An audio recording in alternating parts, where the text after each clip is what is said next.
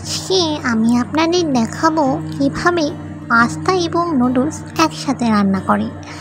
তার জন্য প্রয়োজন হলো টমেটো, চিংড়ি, ডিম, পাস্তা, নুডলস এবং চিকেনের যা যা আছে তাই নিয়ে নিন।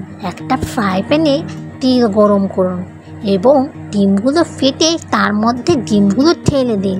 তারপর পরিমাণ মতো লবণ দিয়ে নেড়ে নিন, নাড়তেই থাকুন। কিছুক্ষণ পর একটা ম্যাজিক মশলা দিয়ে দিন। ম্যাজিক মশলাটা দিয়ে ভালো মতো নেড়ে নিন, নেড়ে লাল করে নিন।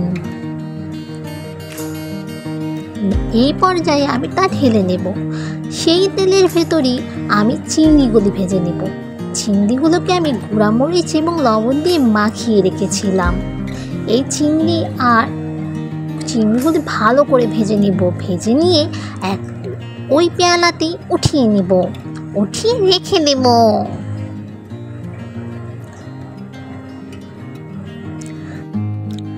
আরেকটা পাতিলে আমি পাস্তাগুলি সিদ্ধ করে নেব।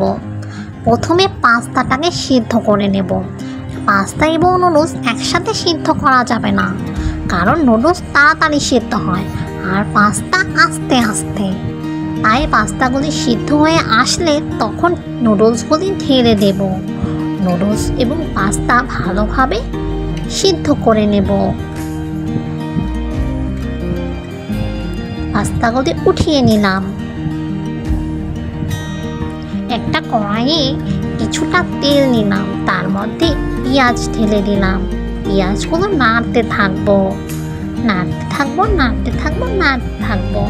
যখন পেঁয়াজটা লাল হয়ে আসবে তখন তার মধ্যে আমি টমেটো ঢেলে দেব। টমেটোগুলো নাড়তে থাকবো। পরিমাণ মতো লবণ, গুঁড়ামরিচ ঢেলে দেব। আর একটা ম্যাজিক মশলাও দিয়ে দিব। দিয়ে নাড়তে থাকবো। একটু পানি দিয়ে দিলাম সিদ্ধ করার জন্য। ভালো মতো নাড়লে টমেটোগুলো গলে যাবে। তারপর মশলাগুলি দিয়ে দিব, পাস্তার ভেতর যে মশলাগুলি ছিল। এভাবে রান্না করলে আপনার পাস্তা খেয়ে সবাই আঙুল চাটতে থাকবে। তারপর কিছুটা টমেটো সস দিয়ে দিব।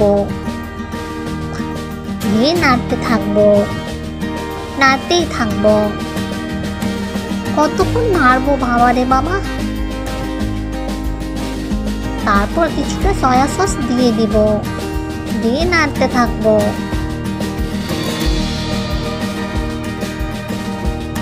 এই পর্যায়ে যখন হয়ে যাবে তখন চিংড়িগুলো আর ডিমগুলো, ভেজে রাখা ডিমগুলো দিয়ে দিব। দিয়ে নাড়তে থাকবো। কিছুক্ষণ কষিয়ে নিয়ে তারপর ম্যাজিক মশলা দিয়ে দিব। দিয়ে নাড়তে থাকবো।